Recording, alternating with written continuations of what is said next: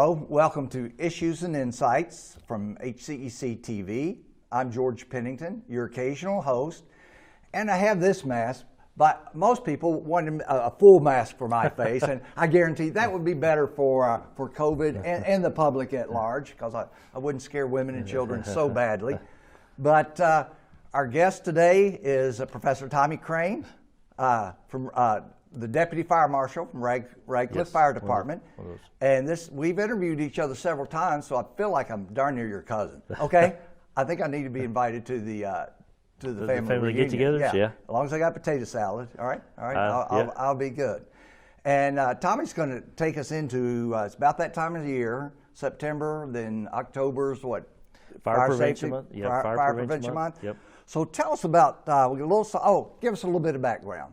I just, we were talking, graduated from Central Hardin in 92. 92, okay. So a product of the Hardin County Schools. All right. And then I've worked at one of the local factories for several years. I'd been a volunteer firefighter since right after high school. And then, about 14 years ago, this opportunity opened up. So, part of my job duties is to, work on fire prevention, kind of coordinate that. Okay.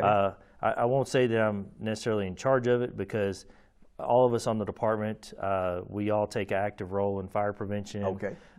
Education. October is our big month where we go to the schools. Now this year it's going to be a little different. You and I were talking about Zoom meetings and stuff. We've got some virtual stuff that we're working on so we can still let the kids, try to participate and still try to get that information out there. So we've got some of that we're going to work on next month. Okay. Typically, you go into the classroom, or do you go into individual classrooms, or do you do like a group assembly when you go to schools? How's that usually work? Mainly during October, we spend a day at each of the elementary schools in Radcliffe. Okay, gotcha. And we let them. We work with the related arts teachers, and during those specials times, they'll actually rotate. Okay. And we usually will have several stations. Like we have an inflatable fire safety house, so the kids can kind of practice doing their fire escape. And then we usually have one station where a firefighter will put on his gear, and another one will kind of explain everything and talk about it. And then we usually have the fire truck outside that the kids can go around and see. Yeah. And and depending on the time, a lot of times they can get in and check it out. Of course, this year, like you said, it'll be a little different. We've worked with, just had a meeting with Woodland Elementary and their principal and related arts teachers, and we've got a plan on trying to do some virtual stuff. We've purchased a license to do virtual, so that the teachers can do some like activity sheets and coloring and stuff like that, get the kids prepared. Okay. So we're really trying to work on it to keep it moving. So it's been a group effort. So and then this year also with the help of HCEC-TV, we actually did like a fire safety video. It's the 411. Gotcha. Sure. So we actually, a lot of things that we talk about in the Issues and Insights, we tried to kind of put it so people could actually see it, do some hands-on, give them some demonstrations of this is why we do this, or this is why we don't do this for fire safety. And several of those things did center around the kitchen fire safety, which is what our main theme is for this year for Fire Safety Week in October. Okay. So September is National Preparedness Month. Anything specific we need to do for September? It's past the half. We're halfway through, aren't we? Well, every month, CDC, it's if you go to ready.gov, every month has a specific thing, but September is like the big one, like it's the big national preparedness, and it's and the big thing is to make sure that I think California needs this as much as us, huh? Yeah, I'm thinking they need it. And right now the Gulf Coast area has been hammered with a lot of hurricanes. It's been hammered. The big thing is to be prepared, especially knowing what hazards are in your area, or even if you're traveling. If you are someone who travels a lot, or you've got a vacation plan, what are the hazards in the area you're going to? Make sure that you know, if you're in an area where wildfires are potential, or you're in an area where, you know, hurricanes, you know, it's, you know, we went you know, a few years ago when the hurricane was going to hit Florida right around Disney World. You know, we'd gone there for our fall break, and you know, we spent a couple days there, and then we had to turn around and pack up and move out. You know, and it's no fun. It's one of those things you know, just being you know, for here in this area you're prepared, but down there it was like the only thing we knew was pack everything back up and drive north. You know, get away. So that's, and fall break's coming up. The first week of October, right. I believe, and a lot of people here historically go down the Gulf Shores, Pensacola area, right. that whole right. Fort Morgan area, and having to. I read yesterday that Alabama is not allowing people back, visitors, to the 27th. Oh wow! That as of a couple days ago, right? Just because they're trying to clean up. Well, and in this area, you know, we have a lot. You know, we have severe weather with the change of seasons. You have, you know, tornado threat. You know, and then of course with Kentucky, you know, during the winters, we never know, you know, are we going to get it? Is it going to be a mild winter, or are we going to have a blizzard? You know, gotcha. And it's so what they recommend is just, you know, kind of preparing a kit. You know, making sure you have emergency contacts, you know, close by as well as far away. That, you know, if something happens, you have to actually vacate. Making sure that you have a ready kit. Which can be making sure that you have, you know, some non-perishable food. Okay. The recommended is at least, you know, 3 days for, you know, and the reason for that is if it is a big thing, like say the ice storm, or, you know, if we had a rash of tornadoes, gotcha. that will overwhelm us in the emergency system, just because, you know, we just don't have that much manpower. Sure. You know, and we've, you know, so we get there, but they tell you just be prepared for 3 days in case okay. it's. You know, making sure that you have, you know, water, you know, a gallon per person for each day. Okay. Gotcha. You know, and that's, you can get that pre-packaged. You can buy a gallon of water for under, you know, it's filtered water, sure. pretty cheap at the store. And just making sure that you have, you know, things like medications. If you're on prescriptions, do you have at least a few days ahead of time? Sure. You know, don't wait till I've got 2 days and now I got to go get, you know. So try to keep, you know, several days ahead. I got you. Make sure if you've got copies of important documents. So if you do need to move and leave, you know, that you've got those. You know, maybe have like a go bag, you know, like a backpack that you've got just some basic stuff in there. You know, maybe some cash, maybe just a few items. Make sure, you know, even just a thunderstorm, maybe the power's out for a few hours. You know. Maybe 8 hours or so. So make sure you've got flashlights with batteries. If you've got, you know, make sure your cell phones are charged. You've got they have the battery packs now that you can make sure to keep your phones charged, things like that. Just some things, and they have a whole list of things to make sure that you try to have. You can go basic, or you can have a whole big, you know, trunk full of stuff. Do a fair number of households in Hardin County have generators? I'm not sure. I know we purchased one after the ice storm. Right. And the only thing I've done is make sure it runs since then. You know, gotcha. Because you never know. Sure. But I know a lot of our utilities and stuff. They, you know, a lot of our necessary, like the water company, they invested in generators after that. So. Gotcha. So that was something that they did. I know some people have put, you know. Some people have, like me, they have a mobile generator. Okay. You know, and then some people have actually installed them, you know, for backup. But like I said, the key thing is to make sure, you know, if you have those, just some basic essentials for a few days. You know, so our goal is never, you know, hopefully not be totally unprepared. You know, like the ice storm kind of caught a lot of people off guard. So. Gotcha. All righty. So. Fire Prevention Week is October 4 to 10. Mm-hmm. Fall break in many school districts around here. So what do you typically do during that week? Is that the week y'all concentrate on going to schools, or what's that? We actually take the whole month of October because we try to work with the schools on their schedule, what days would work for them. So we kind of take the whole month, and sometimes it spills into November, which is fine with me. But the theme for this year is serve up fire safety in the kitchen. And the history of the Fire Prevention Week goes back to the Great Chicago Fire. Okay. That's well known. And there's, I sang of course of that last time for you. Yeah, two times ago. Do you remember? Yeah. So but we'll kind of fast forward past that. Oh no, it's greatest hits material, buddy. It's greatest hits. But it's one of those things we just want to remind people. We try to remind people throughout the year, of the different seasons, the different hazards, fire hazards. But every year we pick a theme, and the theme this year is talking about safety in the kitchen. Okay. And that's where the number one cause of residential fires is in the kitchen. In the kitchen. Okay. Gotcha.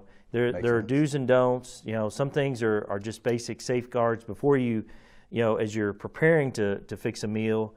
Just make sure the counter area around the kitchen, around the stove area is clear of clutter. Okay. Things like paper towels, dish rags, even your recipe books. Things that are combustible is what we call them. Make sure things like that are away from the counter area there.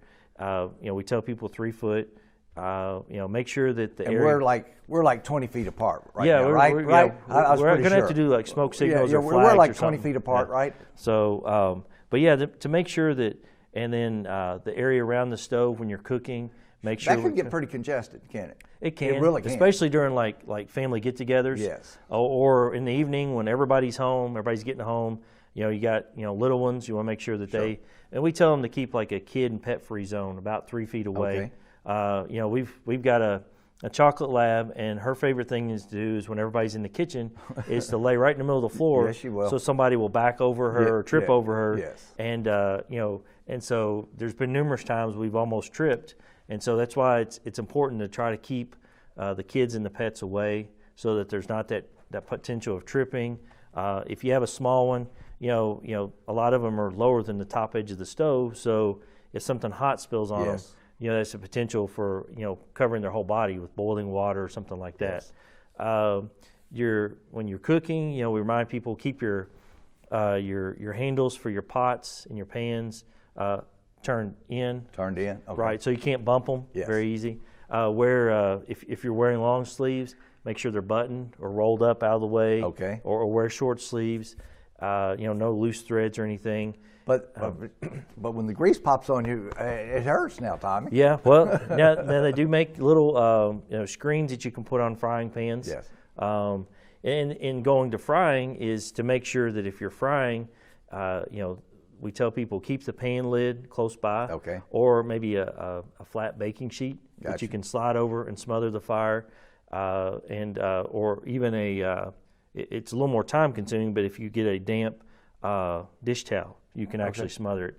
But having the pan, the lid that goes with it, or that flat cookie sheet, you can put it out, and then you just reach over and turn off the heat. Gotcha. And don't use flour or water, and don't try to pick it up and carry it. Even if a lot of people have a door in their kitchen close by, so don't try to pick it up and carry it outside, because then you risk spilling it, burning yourself, spreading the fire, to other areas. So if you put flour in it, I know what happens when you put water in it, but what happens if you put flour? Well, the flour is usually because, people are going to try to throw it because they don't want to get too close to the fire. And it pretty much turns into just like a big cloud of like a fireball. Okay, gotcha. We on the 411 video we did that. We did a demonstration with all of those. We showed flour, water. That's good. And when it hits, not only does it will make the fireball, but like the water would instantly turn to steam. And and then what it does is it'll also splash and spread everything to the side or roll up into the cabinets. So you're wanting to try to isolate. And that video is probably HCEC. Yes, it's on HCEC-TV. Yeah, and you can go to YouTube. They have a channel, and I guess they'll probably post this and a lot of other videos. It's on there. It's called 411. 411. Our goal is to quarterly try to do different things to kind of show people different stuff and through the emergencies and fire safety and other safety aspects. But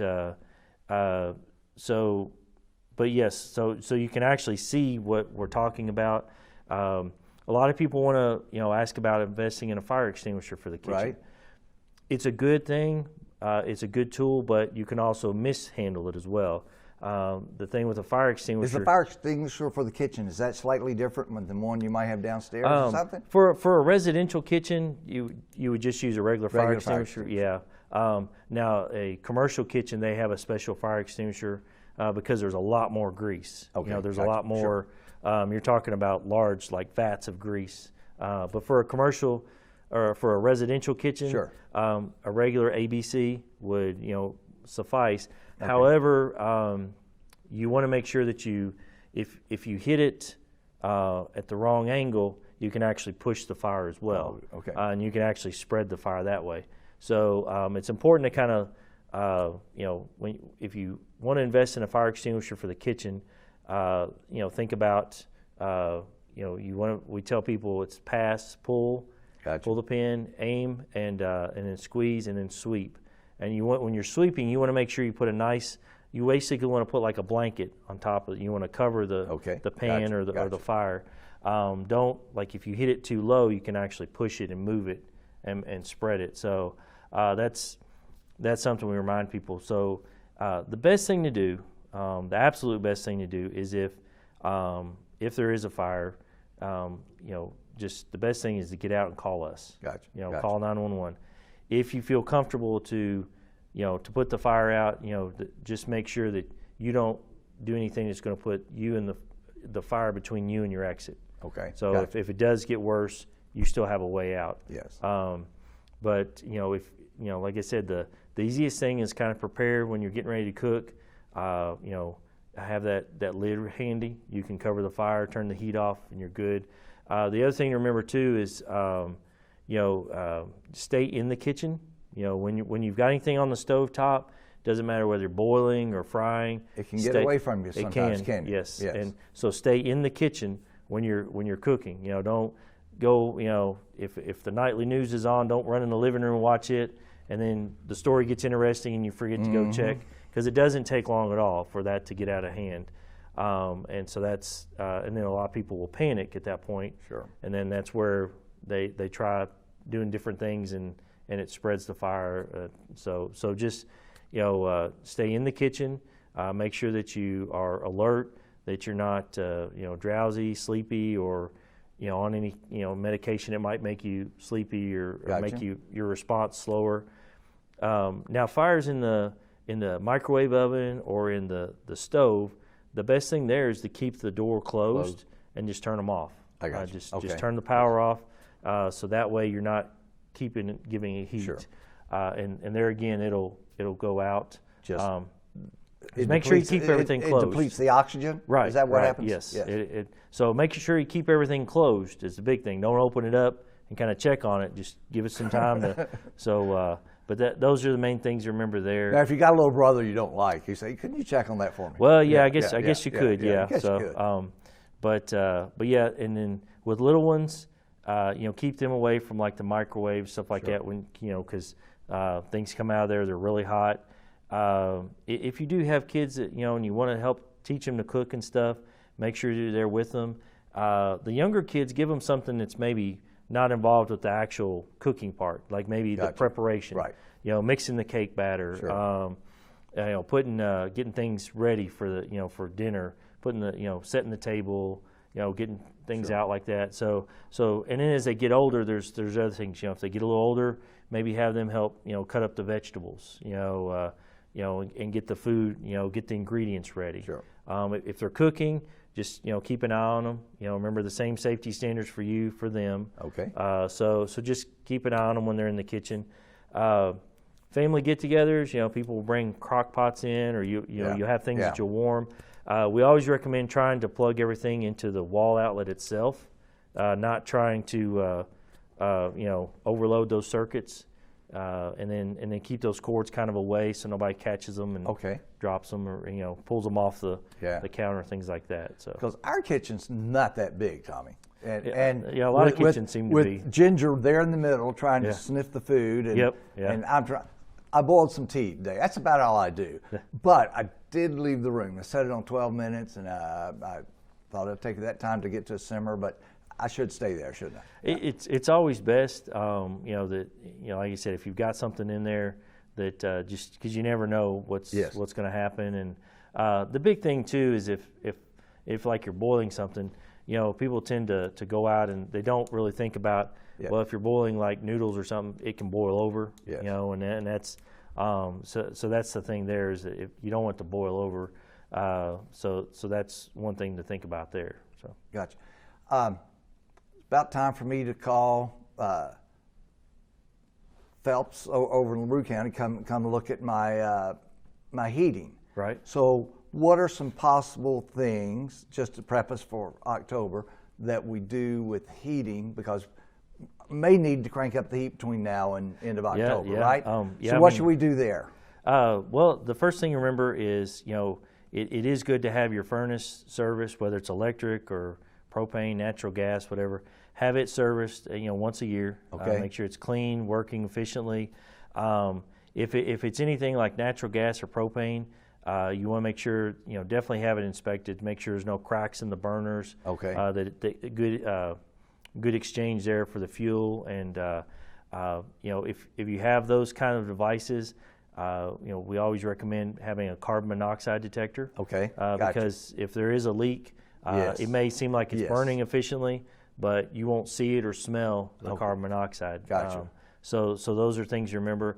The other thing is the when they come to check your furnace, they're going to check the exhaust and everything. Sure. You want to make sure those metal pipes will get rusty sometimes, things like that. So you want to make sure that everything's venting outside the way it's supposed to.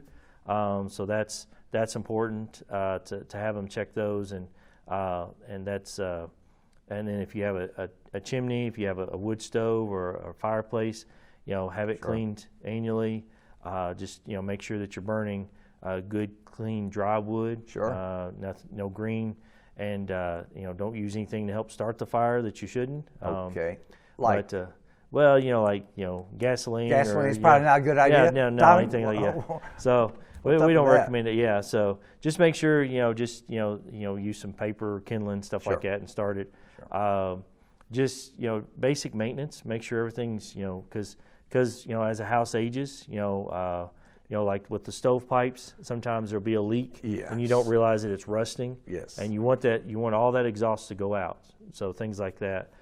So make sure you have a carbon monoxide detector. Make sure you have smoke alarms. Okay. Make sure those are you check them, that they are working. If they're battery operated, change them at least, when you change your time, at least once a year. Okay. And then some of the newer ones have lithium batteries, so they'll last a while. They'll last the life of the smoke alarm, and they'll actually give you what they call an end of life alarm. Okay. It'll chirp, letting you know it's done. Yes. So that's a good safety feature.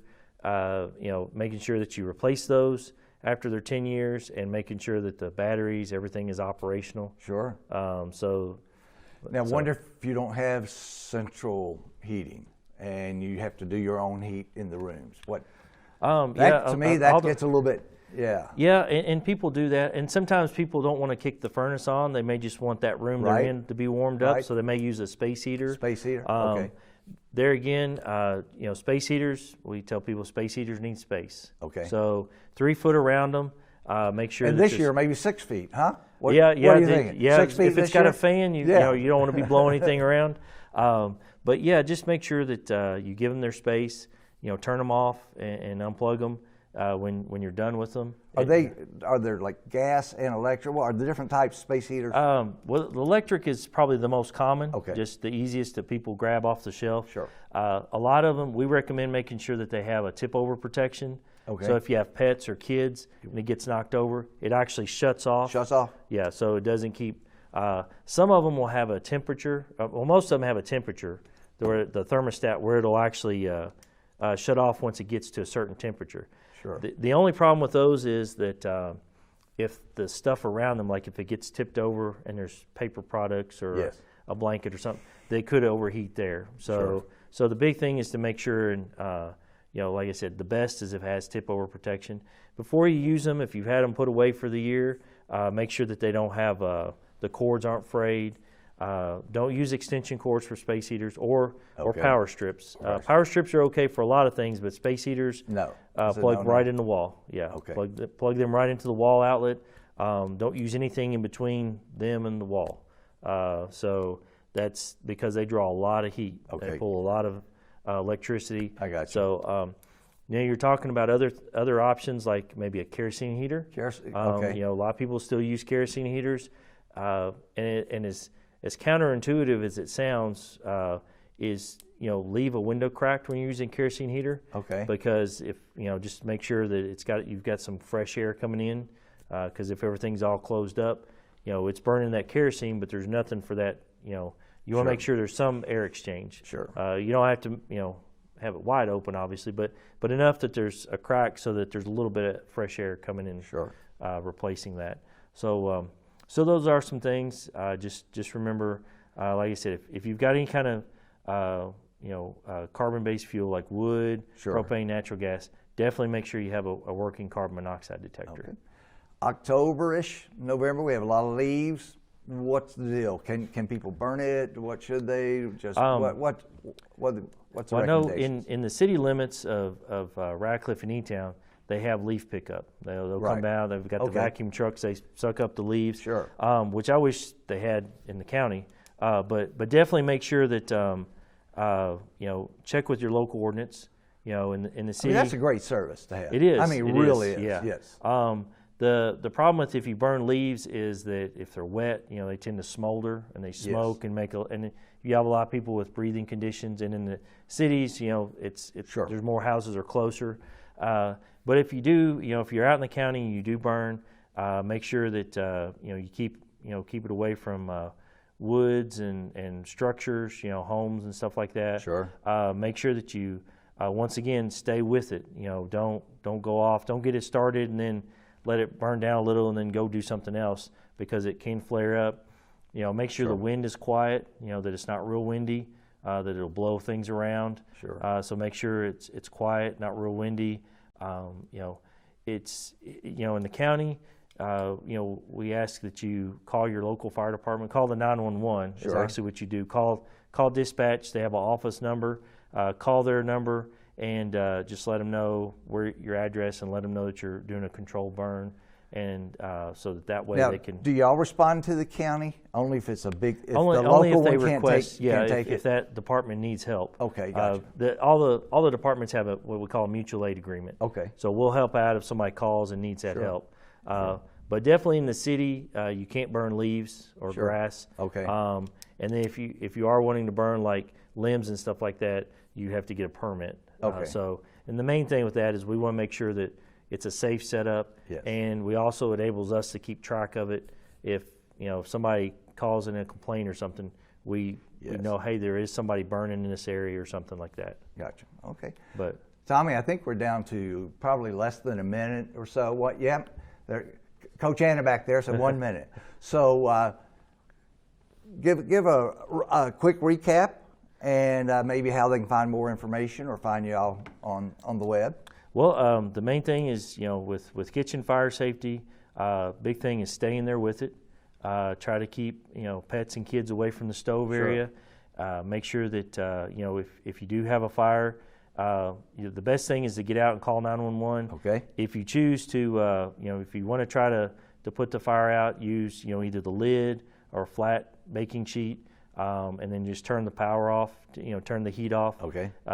And so those are the main things there.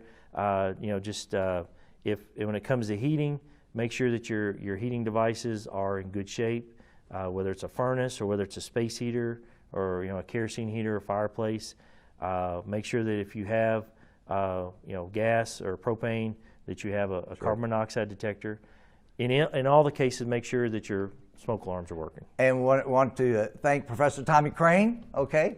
Class of, what did you say, 92? 92 from Class Central, of yeah. 92. Coach Anna, East Hardin graduate, Coach Anna Bray, who was our choreographer and videographer and wrote the script and everything. Hey, appreciate it. This is George Pennington for HCEC-TV. Thank you. Later.